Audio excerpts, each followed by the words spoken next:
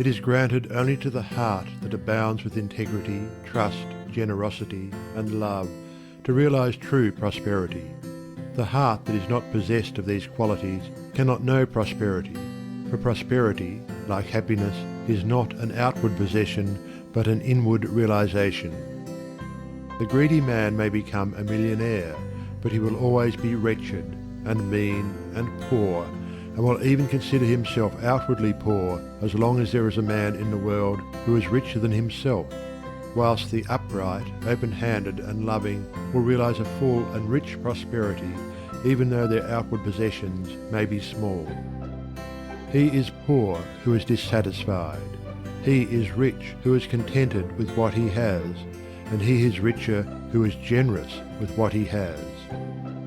When we contemplate the fact that the universe is abounding in all good things, material as well as spiritual, and compare it with man's blind eagerness to secure a few gold coins or a few acres of dirt, it is then that we realize how dark and ignorant selfishness is.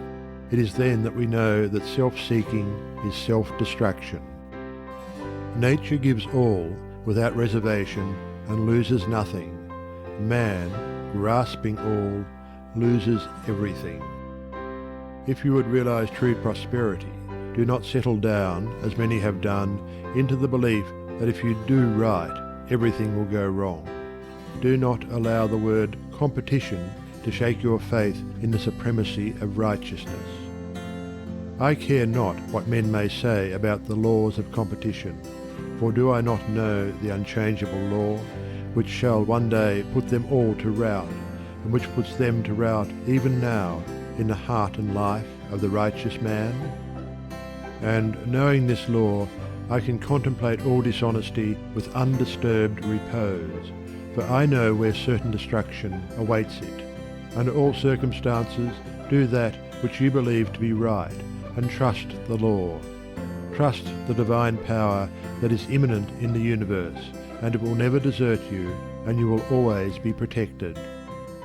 By such a trust, all your losses will be converted into gains, and all curses which threaten will be transmuted into blessings.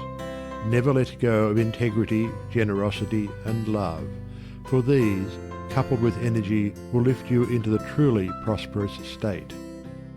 Do not believe the world when it tells you that you must always attend to number one first, and to others afterwards. To do this is not to think of others at all, but only of one's own comforts. To those who practice this, the day will come when they will be deserted by all, and when they cry out in their loneliness and anguish, there will be no one to hear and help them.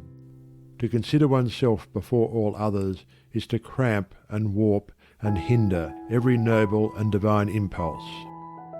Let your soul expand, let your heart reach out to others in loving and generous warmth, and great and lasting will be your joy, and all prosperity will come to you. Those who have wandered from the highway of righteousness guard themselves against competition. Those who always pursue the right need not trouble about such defence. This is no empty statement. There are men today who, by the power of integrity and faith, have defied all competition, and who, without swerving in the least from their methods when competed with, have risen steadily into prosperity, whilst those who tried to undermine them have fallen back defeated. To possess those inward qualities which constitute goodness is to be armoured against all the powers of evil, and to be doubly protected in every time of trial. And to build oneself up in those qualities is to build up a success which cannot be shaken, and to enter into a prosperity which will endure forever. The white robe of the heart invisible is stained with sin and sorrow, grief and pain, and all repentant pools and springs of prayer shall not avail to wash it white again. While in the path of ignorance I walk, the stains of error will not cease to cling. Defilements mark the crooked path of self, where anguish lurks and disappointments sting. Knowledge and wisdom only can avail to purify and make my garment clean, for therein lie love's waters, Therein rests peace undisturbed, eternal, and serene. Sin and repentance is the path of pain. Knowledge and wisdom is the path of peace. By the near way of practice I will find where bliss begins, how pains and sorrows cease.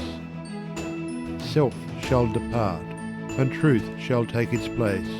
The changeless one, the indivisible, shall take up his abode in me, and cleanse the white robe of the heart invisible.